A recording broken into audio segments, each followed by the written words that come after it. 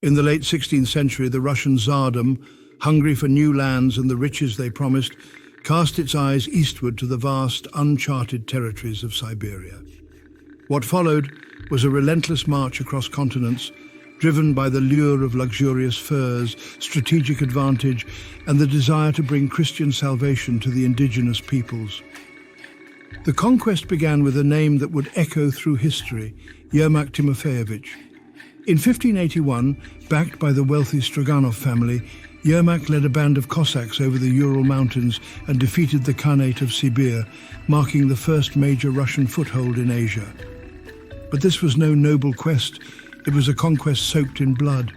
The clash of empires and cultures led to the decimation of indigenous populations as Russian settlers armed with muskets and the cross pushed ever deeper into the heart of Siberia. The backbone of this expansion was the yasak, a fur tax levied on the conquered peoples. This demand for furs drove the indigenous Siberians into the merciless arms of the Russian Empire, ensnaring them in a cycle of exploitation and resistance. The Siberian wilderness did not yield its treasures lightly. Both the Russian conquerors and the native peoples battled the unforgiving cold, vast distances, and each other. The indigenous tribes, from the Yakuts to the Chukchi, faced the invaders with fierce resistance, defending their lands and way of life against the encroaching tide. Among the tales of defiance, the Chukchi stand out.